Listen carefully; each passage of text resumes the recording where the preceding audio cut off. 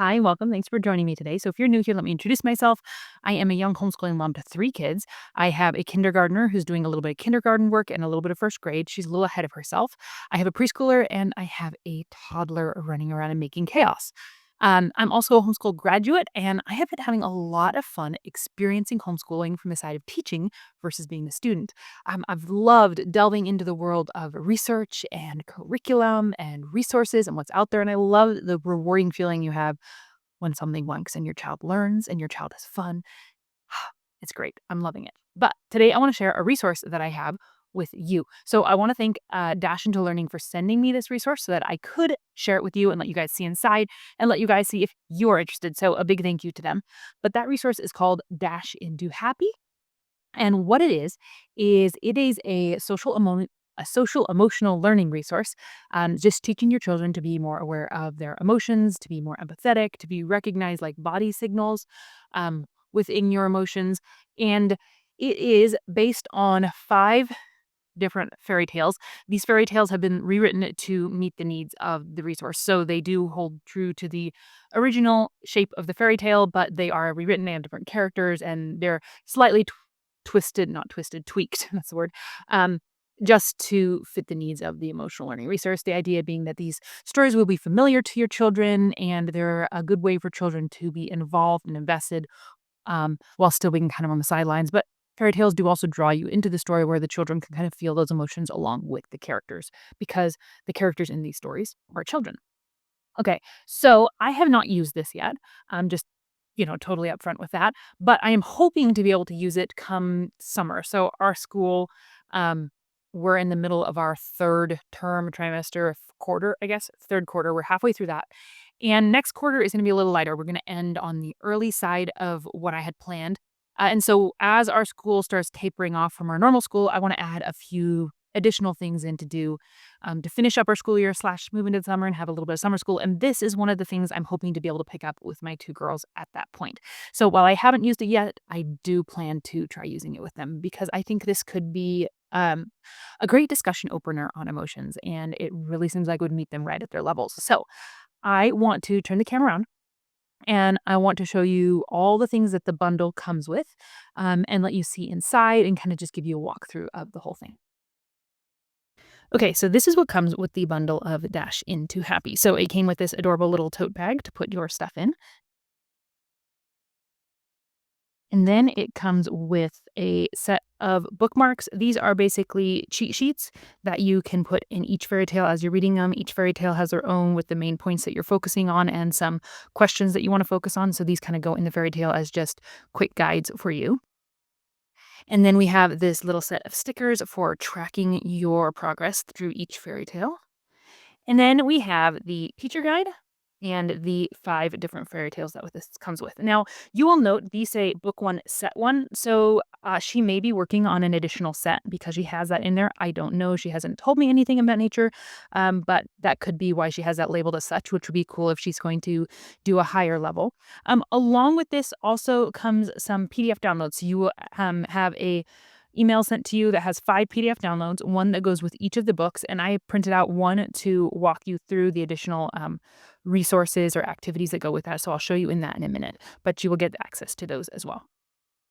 So this is really geared toward ages 6 through 12, but you need to use it as your own discretion because it's an emotional resource. There are emotions discussed in this book and situations in each of the fairy tales that you need to gauge if your child is ready for.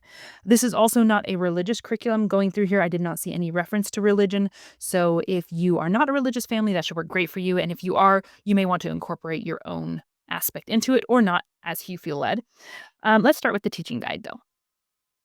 Move these out of the way for me. Okay, so here is the teaching guide. And basically, think of this not so much as a teacher's guide as a introduction to the lesson. So this isn't something you're going to be pulling open while you're doing the fairy tales with your kids.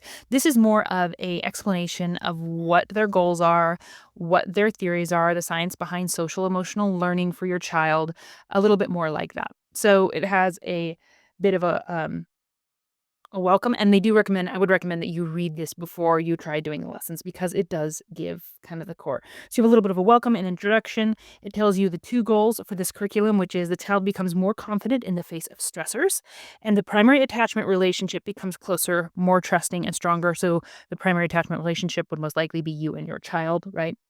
And then it talks about social emotional learning, emotional intelligence.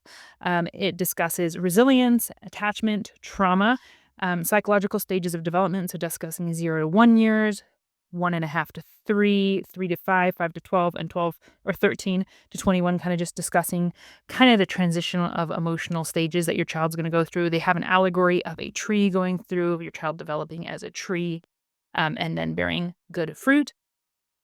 Your core emotional needs, and those are lovability, belonging, worth, safety, trust, and goodness. And interestingly enough, as I was looking at this, because we are a religious family, I was noticing that these core emotional needs that they encompass are really things that we as Christians find in God. And so even if our parents have failed us or people around us don't give us these are needs that are fulfilled in God. And I kind of like that. So that's something I will pull in as I'm doing it, but that's not something that's necessarily in this curriculum. So they talk about their approach used in this, some language that you should use, some language you should avoid, getting to the root of your child's emotional problems and needs, aspects of cultivation.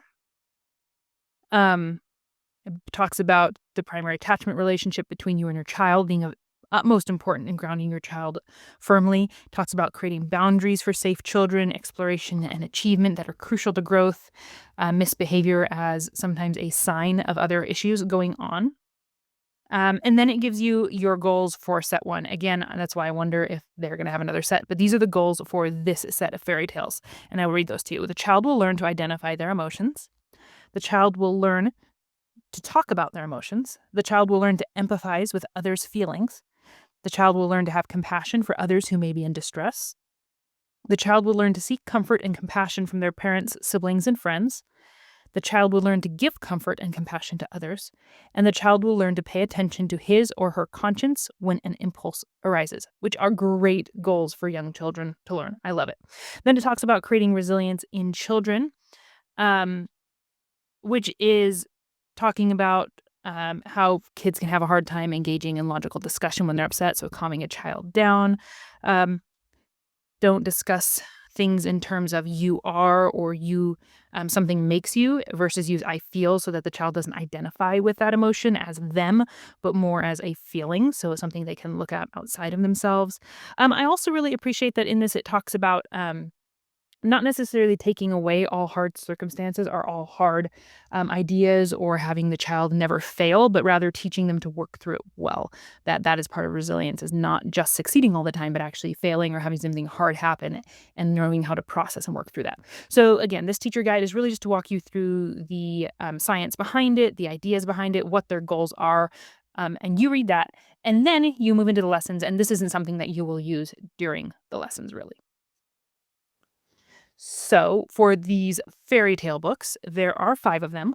We have The Three Little Bears, The Princess and the Pea, or The Princesses and the Pea, sorry, The Three Billy Goats Gruff, Little Red Riding Hood, and The Gingerbread House. And you will probably recognize all of these. And what I'm going to do is I'm going to walk you through just one of them for right now and let you see. Whoops, sorry, my counter is slightly sloped, so things kind of are sliding off. I apologize for that. Okay, so one thing to note is they do want you to go in book order. So this is book 2, but they want you to start with book 1, book 2, book 3, book 4, because the books do progress, the discussions progress, and from what I can see, they progress in, I don't want to say intensity, but they kind of do get more intense as you go. So you should do the lightest one first and judge. I would pre-read them and just see if there are circumstances that you want to talk about with your child or if you feel like your child isn't quite emotionally ready to engage those ideas yet. Again, as the parent, you need to be the one who guides that. But they do want you to go in order. And everything that you need to do the lesson is within the booklet, which is really nice. So in the beginning, they give you your instructions in this booklet. So that's why you don't need this one at the time. They give you the pre-story lesson. So this one is The Princesses and the Pea. We start to discuss relationship issues like trust and develop compassion for others. So that is kind of the lesson you're going for, the goals. They give you these lesson goals. There's 4 of them, and they're color coded. So we have to identify characters' feelings in red, to identify the body signals that accompany feelings in green, to develop early compassion for others in purple, and to identify how it feels to both give and receive support and comfort. And you will notice if I open up this bookmark I showed you earlier, they will be the same goals here, and they will be color coded the same. Now, the reason for that is as you go into the story, the text is actually color coded. And I hope you can see this if I bring it up. You can see that there's red text here and green text here. We have blue and purple because these things are things that relate to these goals or learning skills. So it's kind of like a cheat sheet for you. When you see purple, you can look at your bookmark and go, oh, this part of the story emphasizes this. We can talk about this or this. And it kind of gives you that guide, which is really nice. So we have those goals and they're printed in the story to help that. They give you a before reading. So they say sit in a quiet place with a child and do step 1 before reading the story, right? Okay. And then they have some emotional vocabulary. So it walks through some emotional words the child should know and should talk about. You could talk about them, you could act them out, but just some familiarity with those words, your child knows what you're discussing. And then it has a while reading. So this is what you and your child should do while you're reading it. And they recommend having the child raise a hand or a puppet when they hear a character that has any emotions, right? Um, and they say do this as long as the child enjoys it, right? But you're trying to get the child to recognize when emotions are being spoken of somebody else, when emotional signals in the body are spoken of. So they want the child just to note when emotions come up in the story. And then when you come to a star in the story, ask what, how, and why questions about a character's feelings and motivations. So they give you some what, how, and why questions. And they also give you these, again, on the back of this nice little bookmark. So the one side is going to be your goals, and the other one is the questions that you ask when you come to those asterisks. So they have, I think these bookmarks are a great idea so that you don't have to keep reference back to the beginning of the book. Okay.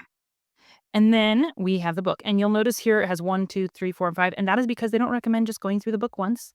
They want you to go through this book multiple times with your children. Whether you go through this book and then the next one, the next one, the next one, and then come back to this one, or whether you do this one 5 times in a row and then go to the next one, they do want you to go with that. And that is what these nice little stickers are for, is to track how many times you have been through the book.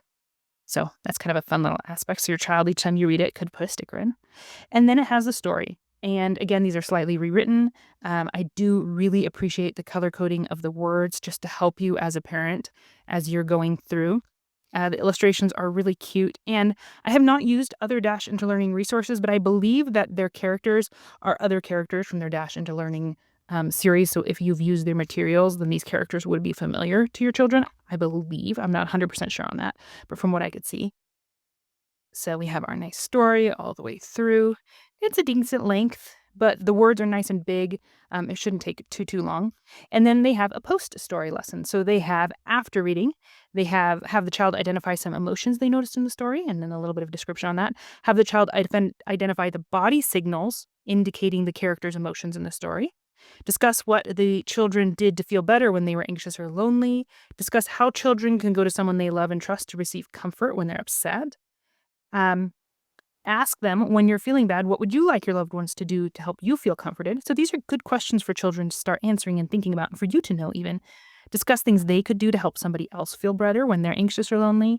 Ask why didn't the old queen trust people anymore? So that's relevant to the story. And then help them understand that sometimes bad things happen to kids and it's hard for them to trust again, just like the character in the story. And if something happens to you, who could you trust anyway, right?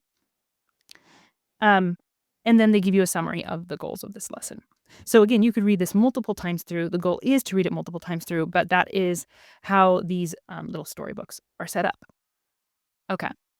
So then along with the teacher guide, the storybooks, and the bookmarks, you will also have a PDF sent to you. And let me move these things a little bit more out of the way so I have some room. Don't want to hit them. And this was the PDF to go with that Princess and the Peas book. There are PDFs, I'm trying to think. I think they were all roughly between 30 and 50 pages. So a decent amount of material.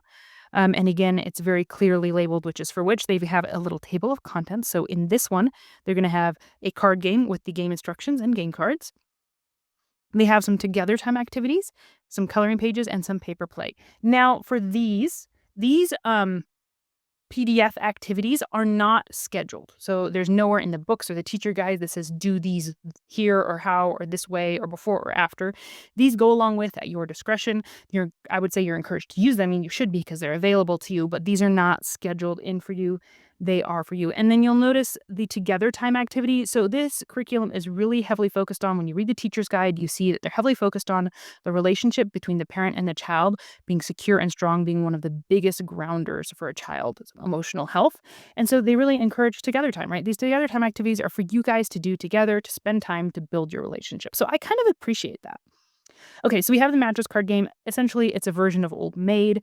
Um, but during the process, they need to say something they're thankful for. Um, and if you have slightly older children, they have an variation to make it a little bit more exciting.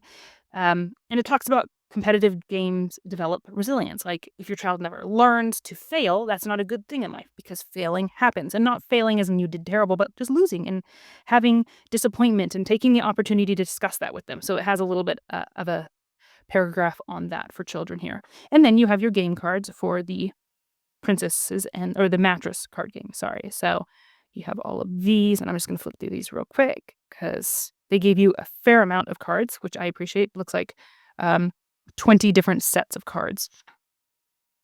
And the P card, of course, you don't want to get stuck with that. Okay. And then one of their together time activities, hot and cold. So you're going to print out the cutouts that they give you. You see these here. And you're going to place a marble or pea or the picture of the pea inside your little box that you just create. Or you could just hide the picture. And the hider hides it in a box somewhere in the room. Or for older children, they say somewhere in the house. And the seeker tries to find it, right? And instead of saying warmer and colder, you're going to say sad and happy, including using the body language that would express that. The closer to the P that the seeker is, the happier the hider acts, right? The further away, the sadder they act. So again, just a little bit of practicing your emotions in a fun way. Another activity is thank you notes, writing thank you notes to other people, just learning gratitude and expressing gratitude. Have them color and decorate the envelopes, and then have the recipient, if you can, so whoever receives the note, read it aloud or on a video or in person, so the child can hear that the recipient is joyful and glad to receive their note, that they are bringing joy to another person by their gratitude. So they have little notes, a little envelope your child can create. Here's one that's not colored in, another just version. So I like that they have options. If you're doing multiple kids, different children could choose a different note style. And then your third together time activity is a recipe for you to create with your children. So it's probably something that relates to this one is chicken soup with peas, right? So something that relates to the story as a fun activity for you and your child to do. They have some coloring pages that apply to the story with gratitude is a royal attitude. So just talking about, again, gratitude. This one has, it's not what we have in our life, but who we have in our life that counts. And then we have paper play, and these are little puppets or dolls that you're going to create with your child.